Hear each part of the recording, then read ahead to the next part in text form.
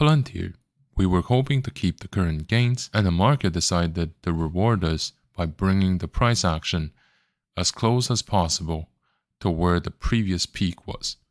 Whilst the recent slowdown of Palantir was mostly expected, and to some extent it can even be a good thing, the surge that came after pushed it right up to its previous peak, and that is a very nice surprise for a market looking for further actions. Palantir is on the verge of clearing that last resistance of $35 from early 2021, and it looks like the pace is not going to slow down anytime soon. Not when we're that close. So, as one of the most symbolic companies in the brave new world, Palantir has been keeping the market's hope up to offer a very safe haven for those looking to commit their assets into equities. AI may not be mankind's salvation from itself just yet, but Palantir shareholders certainly hope that their wallets may be blessed by its hype. Hey everyone, I hope that you're having a great time and many profitable trades. In this video, we're going to talk about Palantir and see if it can make you lots of money. As we know, over the past few years, things have been changing. Companies that were once places to go for gainful employments in exchange of education have been reducing their staff size. And for anyone who have been negatively impacted by this, it for sure has been a traumatizing experience. At the same time, the sudden and sharp rise in inflation have been melting away people's savings in countries that have only known deflation, tipping off the precarious balance those economies have managed to safekeep. As painful as these changes might be, I also believe that they're proven to be useful, because when the very fabric of our own reality fizzles away, we gotta seize that opportunity to reforge a better life differently. And in order to do that, the most important thing to achieve is to improve our own financial situation by spotting where the next growth opportunities of tomorrow will be. The market has been looking for the next big thing, and many believe that they found exactly just that in Palantir. Over the past few years, it has become much more than yet another tech stock begging for our money in exchange of more empty promises.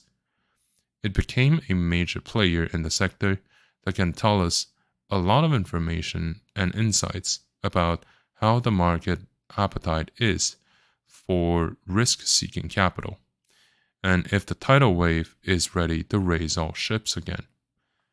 The company has enough reputation and prestige to arouse the market's curiosity, and it's pretty good at exploiting people's tendency to follow trends. It is a company that people would often view equally as the risk appetite of the market alongside others like Tesla or Nvidia. The fact that Palantir is very reactive to the macroeconomic tidal waves does make it a very interesting company to analyze and to invest in. And in this video, we're going to take a deep dive into Palantir and see whether it deserves to have a place in your portfolio. And before the video continues, I want to take a moment to thank each one of you for coming to my channel and hope that you're going to enjoy your stay to come back for more. If you like what you see, please like, comment, and subscribe to my channel for more content about Palantir and other companies I may cover. With that being said, I hope you're gonna like today's video, and let's continue. Recently, Palantir has been trading around $34.85, marking a 15% increase over the past few days. The daily open on Wednesday has been around $34.01, with a high of around $34.86 and a low at around $33.68. The historic peak has been reached at around $35.20 in early 2021, followed by a long period of sell-off where we saw the price going from the 30s to sub-10. With its market cap approaching $80 billion, Palantir is now part of the S&P 500 and may be on the verge to make new highs as soon as the peak is reached. We're very close to this historic peak, and it's worth the time to closely follow up what's going to happen next, because a new horizon could open up for Palantir once we get there. At the moment, news articles around Palantir remain positive, reinforcing the general sentiment on what's going to happen for the remainder of 2024. Between the upcoming elections, mounting pressure from Wall Street pushing the interest rates down and to pull the equity prices back up, and a possible stars alignment for tech and crypto scenes. The current news cycle may lack the required strength to let Palantir spiking, but it is more than capable of edging the stock to higher levels and to keep the narrative going. There were some articles about who backs up whom in the upcoming elections, but it's probably just a question of good cop, bad cop to put eggs in both red and blue baskets. The stock's price action has been able to hold itself above the $30 price so far, while looking for consolidation and more recovery areas. So, because of the composition of the shareholder base being more retail-oriented than institutional, Palantir has always been a stock made of momentums and anticipation, along with self-fulfilling prophecies, instead of level-headed analysis based on actual numbers. A rational analysis of its financial results may not be enough to boost its current valuation, or at least not to the extent people came to Palantir for in the first place. We can see that its widening scope has grabbed the market's attention far more than anything else over since forever. The region with a lot of support levels have been identified at around $25, above which the new goals to surpass would be $40, providing a huge amount of stability and momentums to the existing price movements. These levels have served as important markers for investors, indicating potential areas of price reversal or continuation that have been passed through. And the fact that they've been tested and successfully defended means that Palantir is really a stock with a lot of resilience and potentials. The short-term trends of Palantir still appears to be bullish, with any pullback probably going to be recovered. The previous decrease in both interest and volume haven't really changed the overall direction of the price trend. In terms of volume, we're looking at 50 million shares a day at the moment for both the daily and the average. The demand has stabilized, and for me, it is a healthy volume looking at the beginning of fall season. The current consensus around Palantir is that the market wants to keep it going, but is also looking for more clarity and resolution from the rest of the potential shareholders before making the actual move, since a lot of people also believe that the world economy is in a fragile position after years of shutdowns, and a massive correction is overdue. We've been having inflation for years without additional liquidity injections from the central banks, so I do believe that more volatilities are going to be expected shortly after the US elections. Palantir is a tech company created back in 2003 and went public in late 2020 at the peak of the last market boom.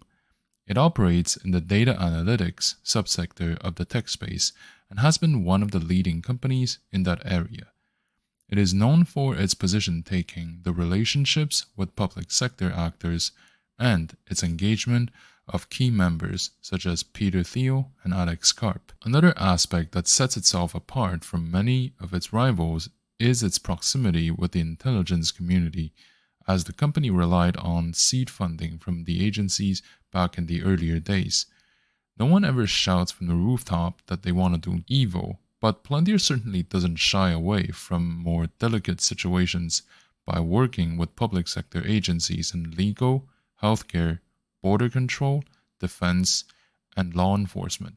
Simply put, it is a company that doesn't mind being portrayed as evil and almost wears it as a medal of honor. In fact, shortly after it went public, Palantir decided to move its headquarters from the Silicon Valley to Denver, Colorado.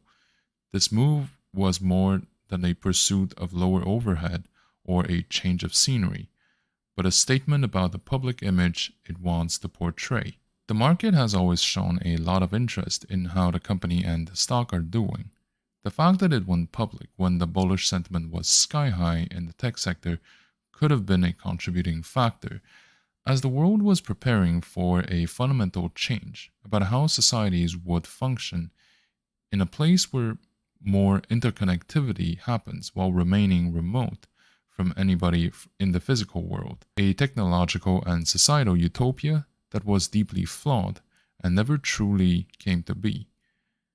Palantir shares attracted the market's attention mostly because its narrative was the right fit in the right time, as the tail end of the quantitative easing era mentality combined with the pandemic era dream of interconnectivity and never-ending financial boom, while capital was looking for a safe haven from the uncertainty and the collapse of the real-world economy outside of our screens.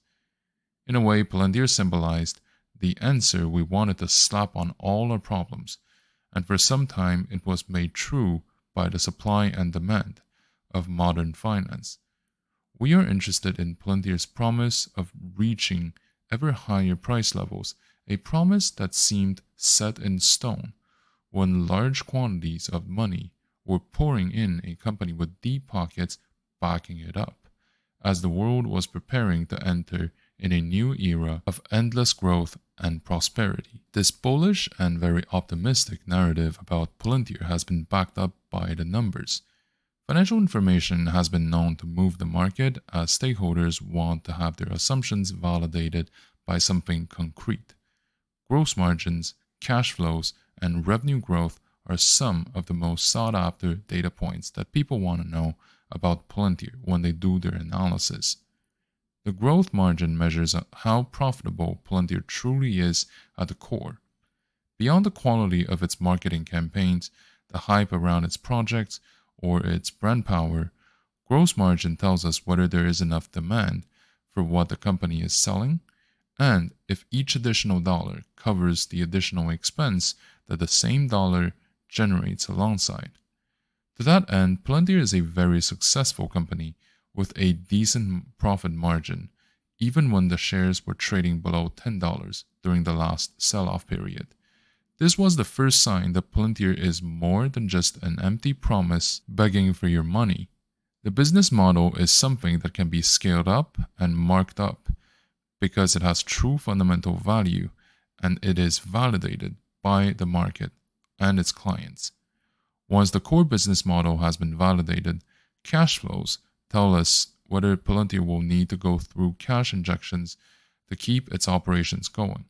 And very often, a tech startup may ask shareholders to pitch in even after they bought the shares, because the funds collected from equity sale is not enough to cover the operating expenses.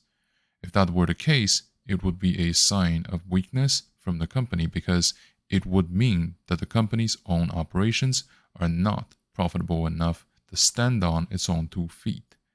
For Palantir, that problem is also non-existent, because its cash flows have been positive for quite some month, mostly because its operations are profitable and it doesn't need to dilute its shareholders to keep the lights on. However, these numbers are not enough to push Palantir higher.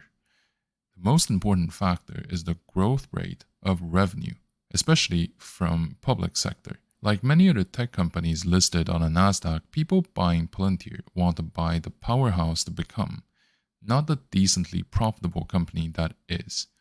This would also explain the high multiplier that Palantir is currently enjoying compared to many other blue chips companies in more mature sectors. This is a double-edged sword for those who want to dabble in the tech field in general, but for Palantir, the public sector aspect is an additional side to watch for. Since most of its growth does come from the public, any additional partnership with healthcare, defense, or law enforcement departments may trigger massive upsides for its shares.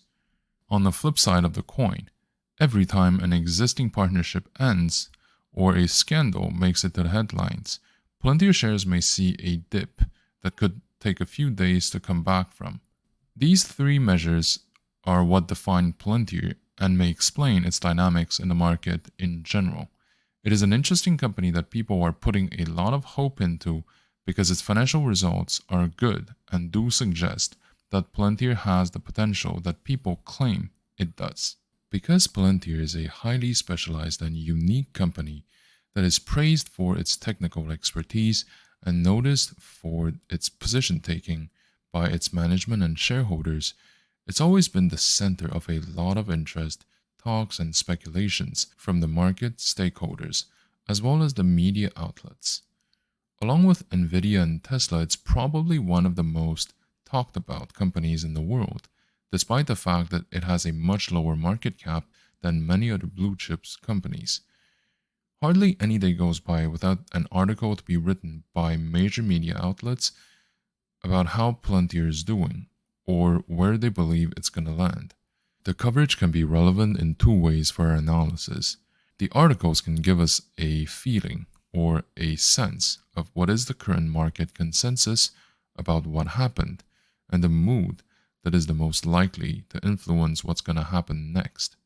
Their tone is often determined by the price action at that time and plays the role of current trends amplifiers rather than contrarians showcasing potential trend reversals.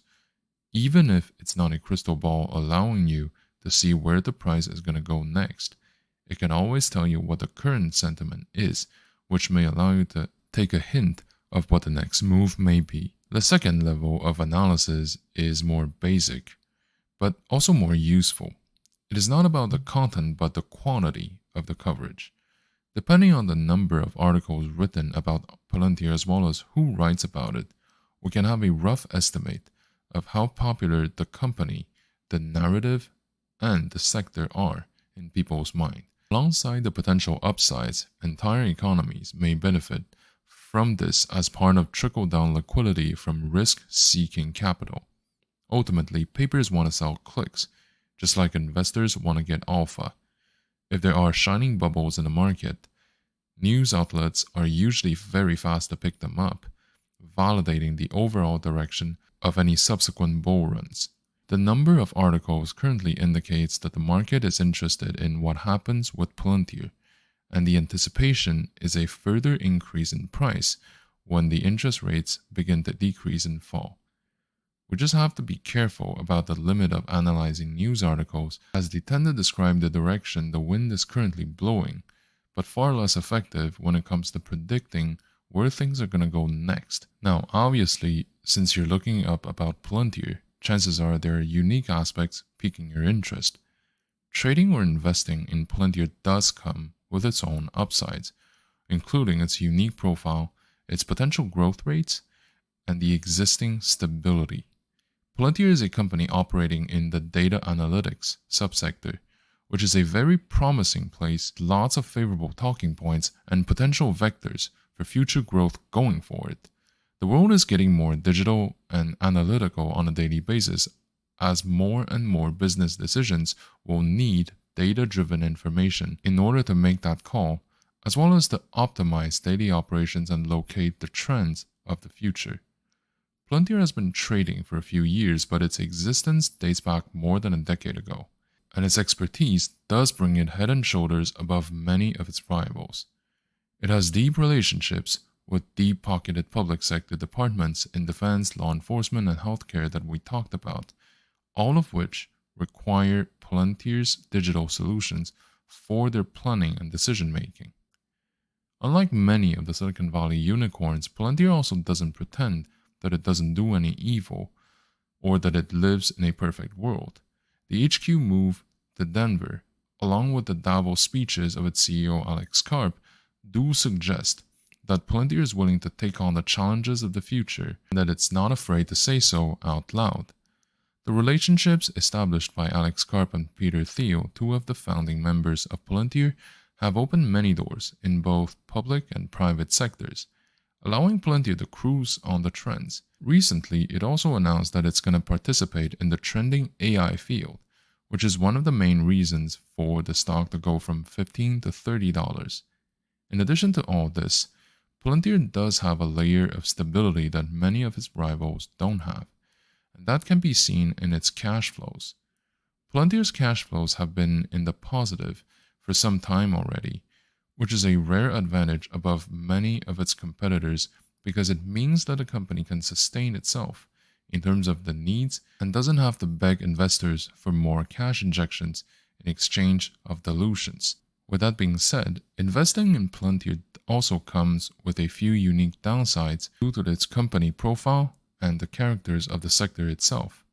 Being a company that analyzes data for a living, Palantir will be more exposed to potential legal problems compared to other industries. Since the topic of data privacy, ownership, and proper usage have been under heavy scrutiny from the past scandals with social media, how Palantir acquires, processes, and safekeeps those data while serving its clients can be open to legal battles, which may cost the company its image, reputation, its bottom line, as well as future opportunities to get more contracts from government agencies, the same agencies that may require these data that were maybe used under inappropriate circumstances. It's a bit ironic, but that's probably the way it's gonna go. My theory is that since this is a touchy, delicate area of this economy, and no one wants to rock the boat, meaning no one wants to take on the blame if anything bad actually happens, in that case, it's possible that Palantir may take on the loss without having the capacity to shift any of the blame to other stakeholders. Because if they do that, they're going to rat on other people, and maybe they don't have the opportunity or the luxury of doing this. The other thing to consider is the potential decay of the narrative's value. AI and data analytics are very popular topics now. They're trending in the market, that's for sure. But what would happen if they stop being so popular once a newer sector has been created out of thin air or come back from disgrace? If we look at what happened with electric vehicles, we may see a similar drop in interest for data and AI, along with a potential drop in their market cap value for companies like Palantir. So, what these additional risk factors mean for anyone really looking into buying Palantir is that it is a blue chip sized tech stock with the volatility, or arguably with the volatility of a startup, mostly held by retails. Trading comes at a significant potential price volatility cost, and investing does require a fairly high tolerance of uncertainty. So, right now, the global markets are facing a complex interplay of factors that have the potential to significantly influence the equities worldwide. In this speculative analysis, I believe that the consequences of the global inflation, surging commodity prices, and decline quantitative easing, as well as the rise of inflation rates or interest rates, plus the geopolitical instabilities, are going to play a significant part. The increasing inflation rate has been putting pressures across the globe, threatening the purchasing power, raising the input costs, and impacting corporate profitability. Companies operating internationally may face challenges in managing rising production costs and also to sustain profit margins. Those dynamics could trigger market volatility as investors adjust their risk-return expectations. The upward trajectory of commodity prices, including energy, metals, agricultural products, have been having far-reaching implications for various sectors of the global equities market. The companies heavily dependent on these commodities may experience squeezed profit margins, potentially affecting stock valuations and investor sentiment. The reduction or the end of QE's quantitative easing measures by the central banks worldwide may have resulted in reduced market liquidity. So this in turn could lead to higher borrowing costs for companies seeking capital, which may also discourage investment activities or will. The elevated market volatility plus the reduced investors' appetite may also continue to occur. Now, the central banks around the world are tackling this delicate situation of balancing the inflation rates with the economic stability and, if possible, growth. Central banks opted for aggressive interest rate hikes to combat inflation. Borrowing costs for companies have been rising, which has also slowed down business activities and also fueling the market's volatility in terms of the equity prices. Now, ongoing geopolitical tensions, including trade disputes, political uncertainties, and social unrests, will inject an additional element of volatility into the global markets. Investors may adopt a cautious approach, shifting towards safer assets, impacting the equities. Additionally, the escalating conflicts may disrupt supply chains, negatively impacting the performance of international companies. Given the interconnectedness of global markets, the aforementioned factors have reverberating effects on the US equities market. Companies with significant exposure to international market may face a lot of headwinds resulting from the economic slowdowns, disrupting the supply chains and the currency fluctuations. But nevertheless, the US market is known for its resilience, and the diverse sectors may attract investors seeking safe havens. So, really, the current landscape is characterized by global inflation, surging commodity prices, reduced quantitative easing, rising central bank inflation rates, geopolitical instabilities, and also ongoing lack of certainty regarding growth. While the US market may exhibit relative strength due to the safe haven status, it's going to remain interconnected with the global economic landscape. For long-term investors, these conditions may offer opportunities to identify undervalued companies with strong fundamentals and international diversification. With that being said, short-term trades should be approached with caution because of the increased volatility and uncertainty. And also, we should be careful when assessing individual companies, sectors, or regions. So, having said all this, my recommendation for Pltr remains consistent with what I've always suggested before, which is to buy it for the long run and to slowly trickle in for the short run because of the current bullish trend. The market needs catalysts to start a new phase of exponential growth if investors look to get back into the game, both as a potential safe haven for flight capital and a token of trust and optimism for what's down the line. The share price does look a bit steep at the moment, all things considered, so if there are pullbacks in the upcoming weeks and months, then I would welcome them. Overall, I would recommend to have a 8 to 10% allocation of your portfolio in Palantir and to gradually purchase over the next 18 months.